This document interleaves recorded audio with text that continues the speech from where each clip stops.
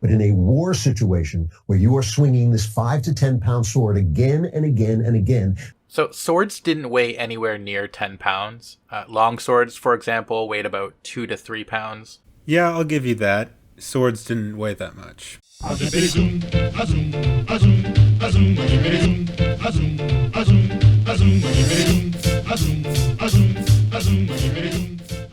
And immediately I was put off by the fact that there's a queen in this who fights like a man.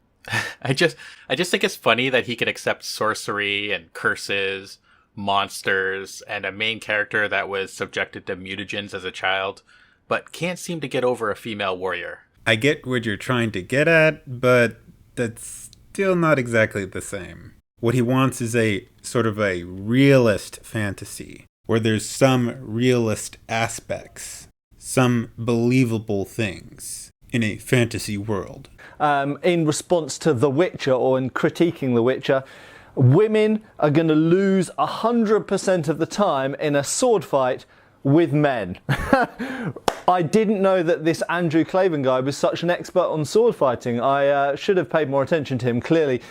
Basically, this guy doesn't know what he's talking about. Except he's not exactly wrong. Yes, there were some who were good sword fighters and who were even better than some really good sword fighting men. However, the majority of women are not that good. This has to do with their physical and speed capabilities and their endurance capabilities.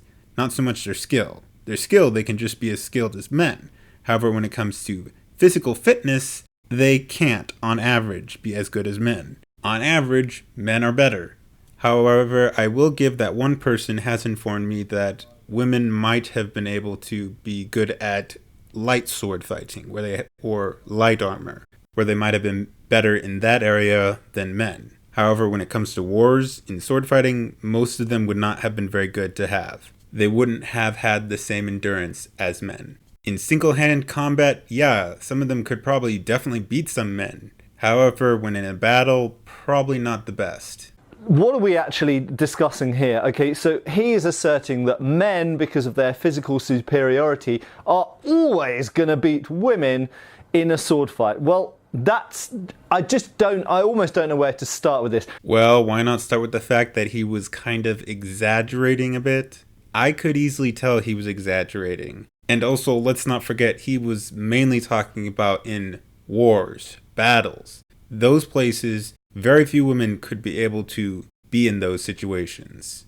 So, kind of interesting how you and some others ignore that. My view, I'm not going to avoid mentioning it as well, because this kind of bull is so infuriating, because not only is it insulting to women who actually train in swordsmanship or any other martial arts. It's like saying basically a woman martial artist or a woman shooter or like women never commit murders. He has literally said in the video clip that women are more than capable of committing murder. You dip.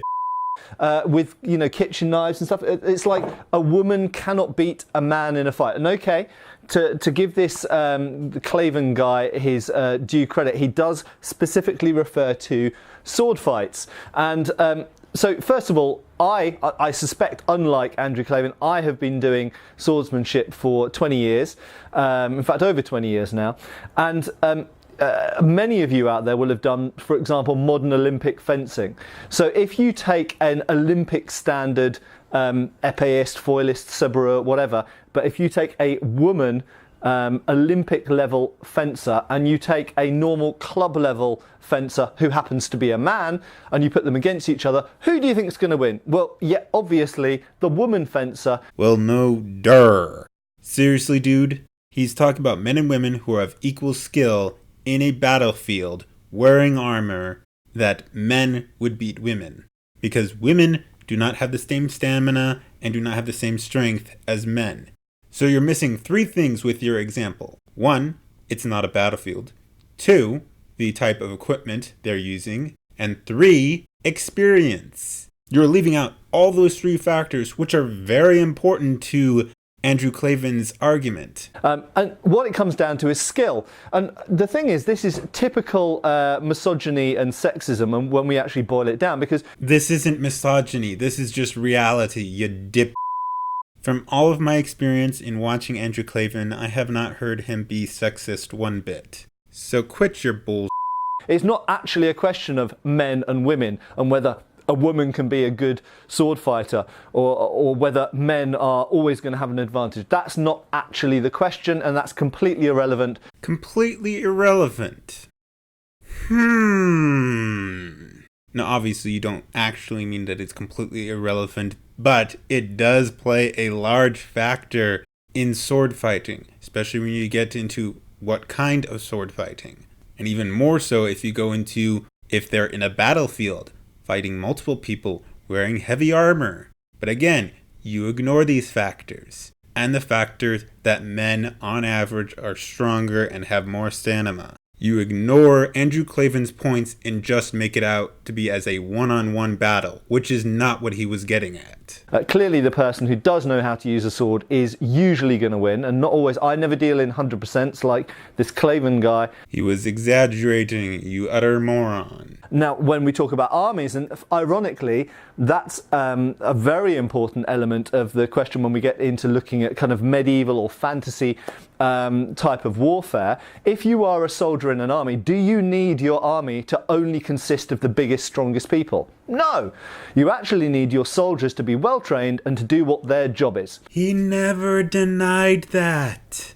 And they're going to be in large formations, large groups, and the soldiers are going to vary in size. Some of them are going to be bigger and stronger, some of them are going to be smaller. Being bigger and stronger isn't always an advantage, especially when we include, for example, missile weapons. If you are bigger, you are a bigger target. Yes, there are some of those things, but still, men are better on average because they have more muscle mass. Anyways, I would like to end that Andrew Klavan should not have said 100%. I, as I've said, don't think he actually meant 100%, but he still should not have said it. And he perhaps should have been better in his explanation. However, these people and many others are ignoring the main point of his argument, and that in battles like wars and everything, women are not that great to have because they have less physical strength and less stamina than men on average. There are some women who can be as good as men, but on average, most women are not like that.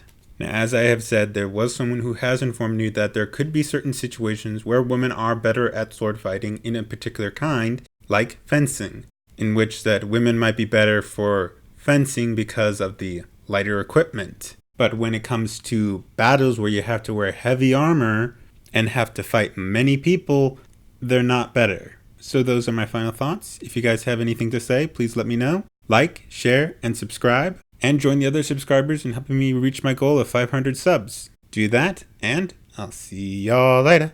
We bop and hippity hop. I'm as happy as I can be.